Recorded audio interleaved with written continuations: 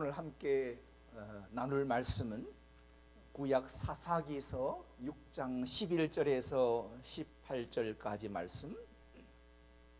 제가 말씀을 받들어 봉독할 때에 앞에 있는 화면을 보시면서 함께 마음속으로 봉독 함께 해주시기를 바랍니다. 제가 말씀을 봉독하겠습니다. 여호와의 사자가 아비에셀 사람 요아스에게 속한 오브라에 이르러 상수리 나무 아래 앉으니라. 마침 요아스의 아들 기드온이 미디안 사람에게 알리지 아니하려 하여 밀을 포도주 틀에서 타자 가더니 여호와의 사자가 기드온에게 나타나 이르되 큰 용사여 여호와께서 너와 함께 계시도다 하매 기드온이 그에게 대답하되 오 나의 주여 여호와께서 우리와 함께 계시면 어찌하여 이 모든 일이 우리에게 일어났나이까? 또 우리 조상들이 일찍이 우리에게 이르기를 여호와께서 우리를 애굽에서 올라오게 하신 것이 아니냐 한 그 모든 이적이 어디 있나이까? 이제 여호와께서 우리를 버리사 미디안의 손에 우리를 넘겨주셨나이다 하니 여호와께서 그를 향하여 이르시되 너는 가서 이 너의 힘으로 이스라엘을 미디안의 손에서 구원하라. 내가 너를 보낸 것이 아니냐 하시니라. 그러나 기드온이 그에게 대답하되 오 주여 내가 무엇으로 이스라엘을 구원하리이까? 보소서 나의 집은 므낫세 중에 극히 약하고 나는 내 아버지 집에서 가장 작은 자니이다 하니 여호와께서 그에게 이르시되 내가 반드시 너와 함께 하리니 내가 미디안 사람 치기를 한 사람을 치듯 하리라 하시니라. 기드온이 그에게 대답하되 만일 내가 주께 은혜를 얻어 싸우면 나와 말씀하신 이가 주 되시는 표징을 내게 보이소서. 내가 예물을 가지고 다시 주께로 와서 그것을 주 앞에 드리기까지 이곳을 떠나지 마시기를 원하나이다 하니 그가 이르되 내가 너 돌아올 때까지 머무르리라 하니라. 아멘. 오늘 함께 은혜를 나눌 말씀은 한미 전성 시대의 네 번째 시간으로 도전이라는 말씀을 나누고자 합니다. 지난 세 번의 말씀을 제가 한번 요약을 하면 첫 번째는 한미 전성 시대로서 우리가 게임 체인저의 역할을 해야 한다. 마치 LAFC의 손흥민 같은 선수처럼 선수단 분위기를 바꾸고 그러니까 축구 세계를 바꾸어 놓은 것처럼 창립 50주년을 앞두고 있는 한미 장로교회에 저와 우리 사역자들이 게임 체인저와 같은 역할을 해서 분위기를 바꿔야 된다 하는 말씀을 드렸고, 두 번째로는 이제 일상 선교사, 생활 속에서의 선교사가 되셔야 한다 하는 말씀으로 사마리아 여인을 만나 물동이를 집어 던지게 하셨던 예수님처럼 일상 선교사가 되셔야 된다. 세 번째는 품격을 가진 우리 사역자가 되시기를 바라면서 착하고 충성된 종으로 우리가 섬겨야 된다는 말씀으로 드렸고요. 오늘 네 번째 시간으로 도전의 시간은 함께 기도원을 우리 살펴보려고 합니다. 먼저 그 다음 화면 아마존이라고 하는데요, 애마존이라고 하죠. 여러분도 많이 주문하실 텐데 그 아마존의 그 정체성이 뭐냐? 저는 장사꾼이라고 생각합니다. 철저한 장사꾼입니다. 어떻게? 애마존은 이렇게 말합니다. 세상의 모든 것을 판다. 세상의 모든 것을 판다. 그래서 팔기 위해 모든 것을 바꾼다. 얼마나 정신 상태가 확실합니까? 일체에 딴 생각하지 않고 세상의 모든 물건을 다 판다. 그리고 그걸 팔기 위해서 우리는 모든 것을 다 바꾼다 라고 말합니다. 그 다음 화면을 넘겨주시면, 이건 제가 아마존에서 일할 때 제 배지와 제 아마존의 제 그 아이디의 사진인데, 다시 앞으로, 그 아마존에서 해수로 4년, 만 3년 일하면서 그 아마존의 장사꾼의 그 정신과 태도를 저는 제 나름대로는 철저하게 배웠습니다. 주의 일을 하려면 완전히 바뀌어야 된다 생각을 했습니다. 그래서 한미장로교회의 정체성을 우리가 한번 생각해 보면 구원의 방주여야 한다. 그 외에 그 어떤 것도 한미장로교회의 정체성에 끼어서는 안 된다. 철저하게 구원의 방주요, 영혼의 구원에 맞춰야 되고, 그리고 주님의 몸된 교회여야 한다. 인간의 교회가 아니고, 축제나 파티하는 교회가 아니라 주님의 몸된 교회여야 한다. 그래서 우리 생애에 교회의 부흥을 도모합시다 라는 말씀을 나누고 싶고, 그리고 영혼 구원과 교회 부흥을 도모하기 위해서 우리는 우리의 모든 것을 바꿔야 된다는 것을 함께 도전드리고 싶어서 이렇게 제가 설명을 드렸습니다. 그렇다면 시대를 읽는 눈이 필요합니다. 이것을 우리는 통찰력이라고 합니다. 사사시대는 여호수아의 땅 정복에서 왕국 탄생 전까지 한 200여 년간인데, 우리는 신앙의 암흑기라고 말합니다. 종되었던 애굽에서 나왔고 광야를 지났으며 요단을 건너 가나안 땅을 정복하고 토지를 나누었는데 암흑이 시작됐답니다. 암흑이라는 겁니다. 그때 신앙 상태를 사사기 17장 6절은 그때 이스라엘에 왕이 없으므로 사람마다 자기 소견에 옳은 대로 행하니라. 하나님의 말씀보다 내 생각대로, 하나님의 명령보다 내 하고 싶은 대로. 그래서 사사시대는 신앙의 암흑기였습니다. 그리고 가나안 토착 종교에 현혹되어서 여호와를 거스르고 악을 행했습니다. 그래서 오늘 본문 6장 1절에 이스라엘 자손이 또 여호와의 목전에 악을 행함으로 여호와께서 7년 동안 그들을 미디안의 손에 넘겨주셨다고 했습니다. 해결의 방법이 보이지 않습니다. 가나안, 젖과 꿀이 흐르는 가나안 땅을 줬는데도 하나님을 떠나고 말씀을 지키지 않고 악을 행하며 가나안 토착 종교에 빠져서 그만 하나님께서 미디안에게 넘겨주게 된.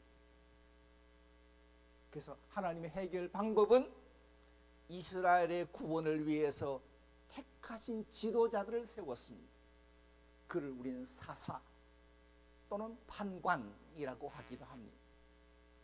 사사는 아주 미약한 사람들입니다. 가장 작은 자들입니다. 그럼에도 하나님의 영에 사로잡힌 사람들입니다. 그렇다면 우리 한인타운의 영적 상태를 우리는 그냥 넘어갈 수가 없습니다. 한국에서 날고 뛰는 사람들이 모인 이 로스앤젤레스입니다. 원래의 뜻은 천사들의 도시라는 뜻입니다. 저는 앞에다가 하나를 더 붙입니다. 타락한 천사들의 도시에 우리가 모여 삽니다. 영적 상태는 영적 암흑기인 것을 우리는 보셔야 합니다. 좋은 차를 타고 좋은 데 다니면서 예배당은 새롭게 잘 지었는데 선교사도 많이 보내고 구제도 하고 장학사업도 하고 많은 일을 하는데 실상은 영적 암흑기라는 사실을 보셔야 합니다. 첫째가 소명 없이 모이는 교회입니다. 하나님이 나를 부르셔야 하는데 소명 없이 모이다 보니 유유상종하게 됩니다.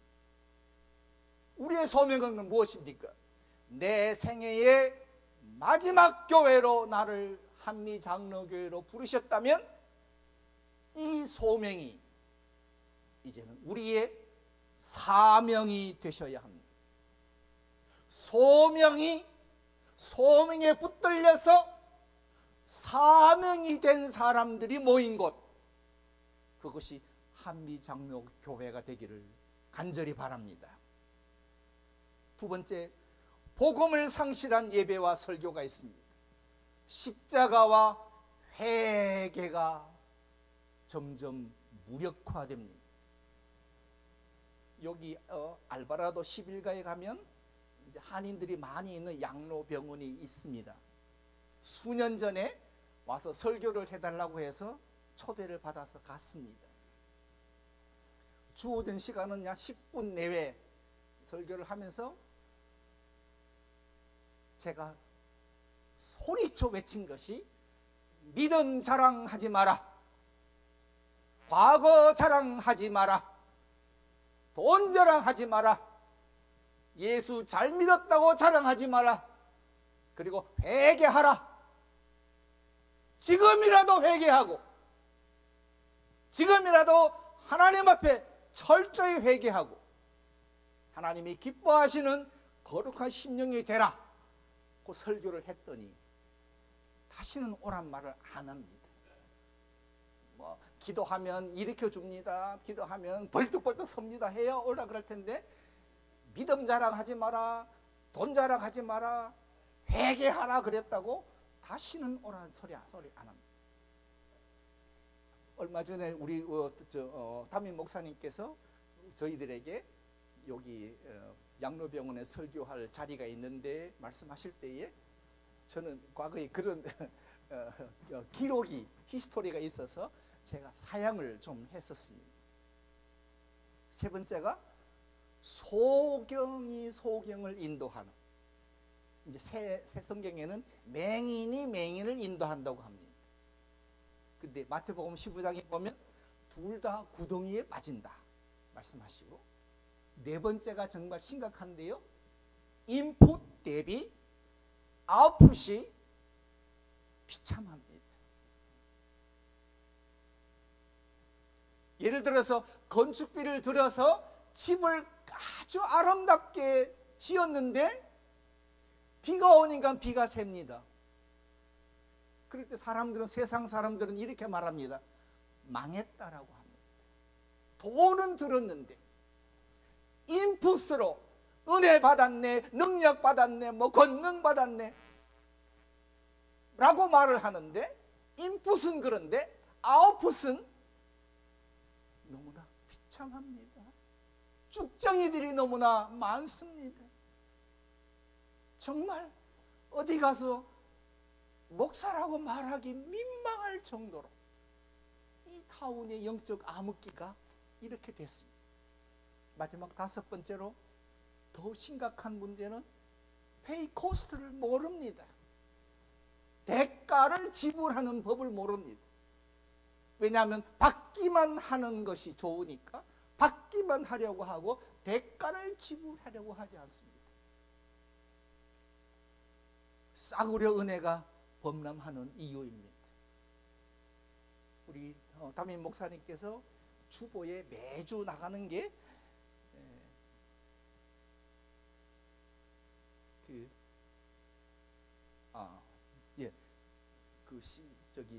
식당에 식사 강단 헌화표가 식당에 부착되어 있다고 광고를 하시는데, 우리 사역자들은 나는 상관없다고 딱 제껴놓고 시작합니다. 이거는 교인들한테 하는 거다 말씀하십니다. 먼저 우리가 본을 보이셔야 합니다. 교인들은 다 보고 있습니다. 그러므로 사역자들께서 먼저 본을 보여주시면 좋겠습니다. 오늘 사사기 말씀에 하나님의 음성이 우리에게 들려지길 바랍니다. 너희가 내 목소리를 듣지 아니하였다. 우리 잘 듣고 있는데요, 우리 잘 믿고 있는데요. 너희가 내 목소리를 듣지 않았다. 이 얼마나 무서운 말씀입니까? 이스라엘 자손이 미디안 때문에 하나님 앞에 부르짖습니다. 7절에 이스라엘 자손이 미디안으로 말미암아 여호와께 부르짖었으므로 괴롭다고 힘들다고 못 살겠다고, 왜 미디안이 우리에게 와서 이렇게 우리를 못 살게 구냐고 부르짖었대. 하나님 말씀은 너희가 내 목소리를 듣지 아니하였다. 내 삶 가운데, 내 생애 가운데 지나가는 한 주간 동안에 먹고 살기 위해서는 전력 질주하며 사는 그 시간 동안 내 심령 속에서 너는 왜 내 목소리를 듣지 않는가? 라고 들려올 때가 필요합니다. 그 이유는 하나님이 하신 일을 알지 못했기 때문입니다. 하나님은 애굽에서 인도하여 그 종되었던 집에서 나오게 하시고, 애굽 사람의 손과 학대하는 모든 자의 손에서 건져내시고, 그들을 너희 앞에서 쫓아내시고 그 땅을 너희에게 주었습니다. 그리고 너희의 거저하는 아모리 사람의 땅에 신들을 두려워하지 말라. 토착 종교에 현혹되지 말라. 풍년을 준다고 바알에게 달려가지 말라. 그랬는데 이스라엘은 바알 앞에 넙죽 엎드렸기 때문에 너희가 내 목소리를 듣지 아니하였다 말씀하십니다. 개신교 여러 교파 중에 루터란 철치가 있습니다. 이 루터교는 마음속의 신앙과 입술의 고백과 삶의 실천이 하나 되어야 한다. 아주 심플하게 가르칩니다. 그래서 루터 교회는 아주 잘 단결이 아주 잘 되는 편입니다. 마음속 신앙이 입술의 고백으로, 그리고 삶의 실천까지, 마치 루터가 종교 개혁을 했을 때의 그 심정과 같은 심정으로 루터 교인들은 살아갑니다. 그렇다면 하나님의 음성이 내 목소리를 듣지 않았다면 하나님은 어떻게 문제를 해결하시는가? 하나님이 불러 쓰시는 종이 있습니다. 그건 가장 연약하고 가장 작은 종입니다. 얼마나 연약하고 작은가? 밀을 포도주 틀에서 타작하는 사람입니다. 왜냐하면 밀이라는 사람에게 들키면 빼앗길까 봐 몰래 포도주 틀에 집어넣어서 밀을 타작을 합니다. 그리고 아직까지 하나님의 섭리와 구원의 계획을 모릅니다. 가나안 땅에 들어와 살면서 그는 사사기 6장 13절에서 이렇게 말합니다. 여호와께서 우리와 함께 계시면 어찌하여 이 모든 일이 우리에게 일어났나이까? 지금 되는 일을 보니 하나님이 우리를 버리셨다고 생각했습니다. 그런데 그것은 큰 착오입니다. 하나님의 섭리와 구원의 계획을, 구원의 역사를 모르는 일입니다. 이런 사람을 우리는 징징이라고 합니다. 조금만 어려우면 징징이, 조금만 힘들면 징징이들이 너무나 많습니다. 아직까지 육신적이고 세속적인 만사형통의 신앙에 빠져 있고 육신적이며 세속적인 형통의 복음에 빠져서 징징징징 대기만 합니다. 특히 한국교회는 삼박자 축복에 너무 나쁜 영향을 많이 받았습니다. 영혼이 잘 되고 범사가 잘 되고 강건해지는 복만 바라게 됩니다. 그러니 십자가는 어디서 찾아야 되는지를 모릅니다. 이제 기도원에게 말씀하십니다. 이스라엘을 구원하라. 이스라엘을 구원하라. 밀을 포도주 틀에서 몰래 타작하는 사람에게 이스라엘을 구원하라.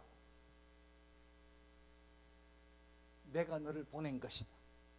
너는 가서 이 너의 힘으로, 즉 여호와의 힘과 자기 의지를 일치시켜서 이스라엘을 미디안의 손에서 구원하라. 내가 너를 보낸 것이 아니냐 말씀하십니다. 그리고 내가 반드시 너와 함께 하리라. 내가 이 미디안 사람 치기를 한 사람을 치듯 하리라 말씀하십니다. 내가 무엇으로 이스라엘을 구원하리까? 이것밖에 할 줄 모르는 사람에게 하나님은 이스라엘을 구원하라. 방법은 알지 못하고 길도 알지 못하는 사람에게 하나님은 이스라엘을 구원하라. 그래서 하나님 은혜가 필요합니다. 하나님의 은혜를 체험하고 하나님의 전능하심을 체험해야 합니다. 이제 우리에게 필요한 것은 자기 객관화가 필요합니다. self-objectification. 자신을 주관적인 감정이나 편견에서 벗어나 마치 다른 사람을 보듯이 제3자의 시선으로 자신을 객관적으로 바라보고 이해하는 능력입니다. 그러려면 첫째, 관점을 바꾸셔야 합니다. 나라는 주관적인 틀에서 벗어나 타인이 나를 보는 것처럼 객관적인 사실에 근거하여 자신을 진단해야 합니다. 두 번째로는 현실을 인지하셔야 됩니다.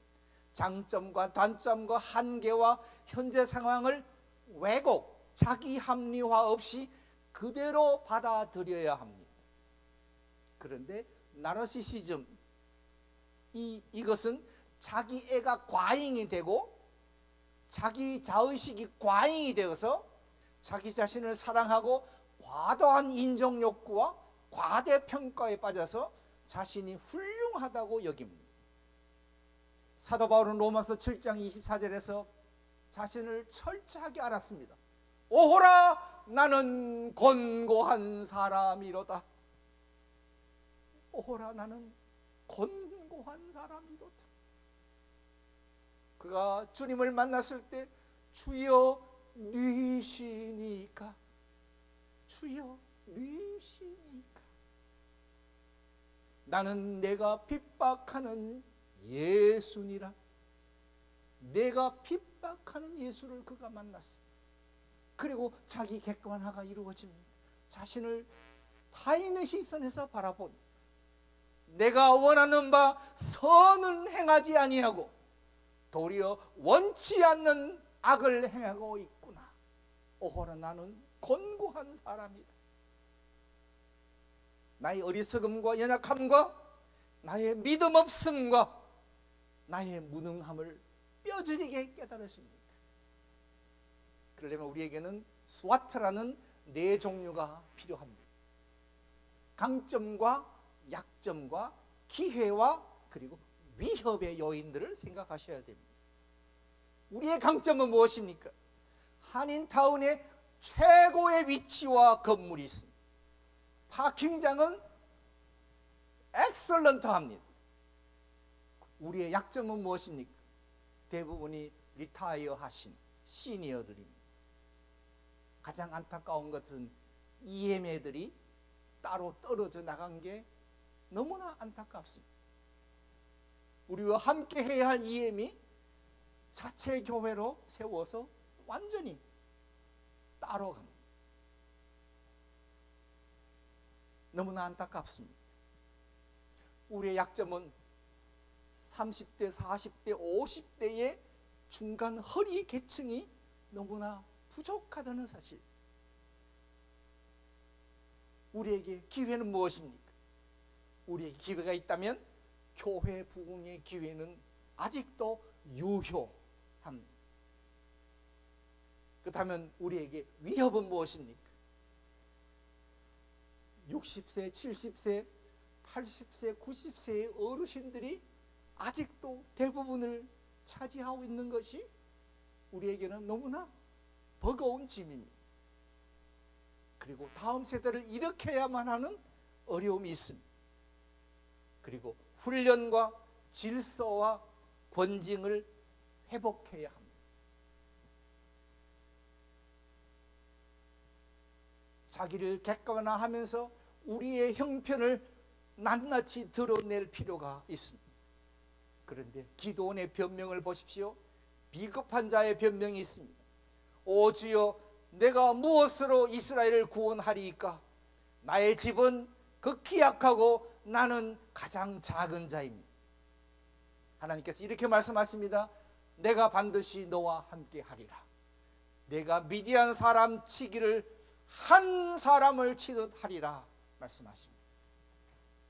그러면서 기드온이 하나님 앞에 한 가지를 소원을 말합니다. 표징을 내게 보여주십시오. 표징을 내게 보여주십시오. 만일 내가 주께 은혜를 얻어 싸우면 나와 말씀하신 이가 주 되시는 표징을 내게 보이소서. 내가 오늘 만난 당신이 창조주 하나님이시고 나의 주 되심을, 내가 반드시 너와 함께 하리라 말씀하신 그분이 주 되시는 표징을 내게 보여주십시오. 내가 구원시켜라, 내가 너를 보낸다 말씀하신 그분이 표징이 필요합니다. 그랬더니 이렇게 말씀하십니다.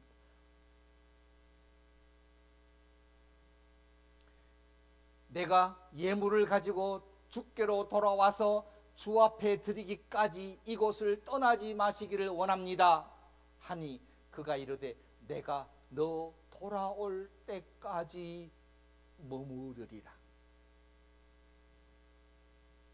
이것이 표징. 물론 제단의 제물도 다 살랐습니다. 그것도 표징 맞습니다. 그러나 내가 너 돌아올 때까지 머무르리라. 그러므로 기도원은 표징을 받고 신앙에 굳게 서야 합니다. 우리의 주일 예배가 은혜와 능력 받은 표징이 되고 하나님이 직접 파송하시는 사역자가 되어 오늘 예배하는 우리가, 오늘 예배하는 내가 이 표징의 증거가 되셔야 합니다.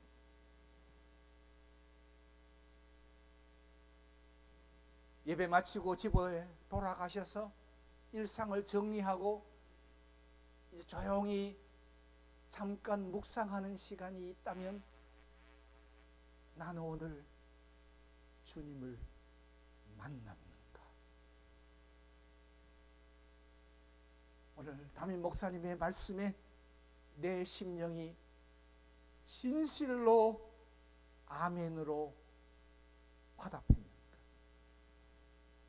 오늘 찬양 가운데 그 찬양이 내 상한 심령에 위로와 능력이 되었는가?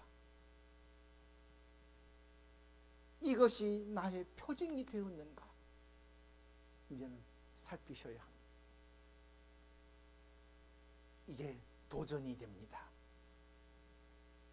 여룻바알이 된 기드온입니다. 하나님의 명령은 이렇습니다.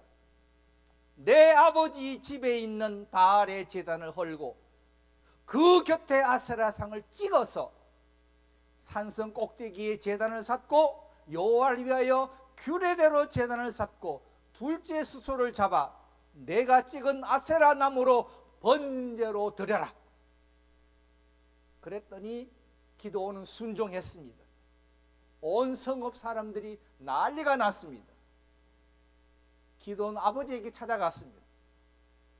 그건 바알이 할 일이다. 너희가 바알을 믿는다면 바알이 그와 싸울 거다. 그래서 이름이 여룻바알이 됩니다. 여룻바알이란 바알의 제단을 파괴한 자에게 붙는 승리자의 이름입니다. 이제 우리의 마음을 한번 정리할 필요가 있습니다. 구글에 다니는 직원들은 이런 마음가짐을 항상 가지고 삽니다. 마치 사명선언과 같습니다. 우리가 세상을 바꿀 수 있어. 내가 주인공이야. 일을 하면서 우리가 세상을 바꿀 수 있어. 내가 주인공이고 우리가 주인공이라는 생각을 구글 사람들은 항상 마음에 가지고 갑니다. 회사가 그것을 심어주고 할 수 있도록 길을 열어주고 제도를 다 고치고 그리고 재정을 지원해서 세상을 바꾸는 주인공이 될 수 있도록 만들어줍니다. 이제 우리의 2026년도 도전 과제를 한번 생각해 보십시다. 첫째가 한미장로교회가 내 생애 마지막 교회가 되도록 도전하십시다. 두 번째로 이 K타운의 악한 영들과 싸워서 이기는 여룻바알이 되십시다. 수년 전에 우리 한미장로교회를 위협했던 세력들 하나님의 은혜로 싹 다 물리치고 한미장로교회는 승리자가 됐습니다. 이제 우리가 K타운에서 여룻바알이 되셔서 승리자가 되셔야 합니다. 세 번째로 신앙에 굳게 서서 교회 부흥을 위해서 모든 것을 바꾸는데 원래 표어처럼 성령을 힘입어 복음을 전하는 자가 되자는 표어처럼 복음 전도자가 되십시오. 네 번째로 가장 중요한 내 생애의 주님의 소원인 한미장로교회의 부흥을 이루어 가십시다. 원래 우리가 도전하며 창립 49주년을 준비하고 내년도 창립 50주년을 생각하면서 이 도전 과제들을 우리가 성실하게 우리가 준비하며 실행해 나가면서 기도원을 생각하십니다. 여룻바알이 된 것처럼 하나님의 은혜를 입고 표징이 되어 K타운의 여룻바알로 승리자가 되어 한미장로교회의 부흥을 이루어 우리 담임 목사님과 함께 향후 한 10년 동안 우리가 최선을 다해 교회를 섬기는 일에 함께 마음 모아 주시고 하나님께서 축복해 주시기를 간절히 간구하는 우리 사역자 되시기 바랍니다. 기도하겠습니다. 하나님 아버지, 2026년도에 우리에게 소망을 주시고 한미장로교회의 부흥을 위해 기도하게 하시며 함께 말씀을 나누는 은혜의 자리로 인도해 주신 것을 감사함을 드립니다. 가장 약한 자, 미약한 자 기드온을 사용하셔서 하나님 이스라엘 구원하신 역사처럼 우리 한인타운의 우리 한미장로교회를 사용하셔서 영적 부흥의 시대를 이끌게 하시고 교회 부흥을 이루어내는 모든 사역자를 될 수 있도록 축복하여 주시옵소서. 예수님의 이름으로 기도하옵나이다. 아멘.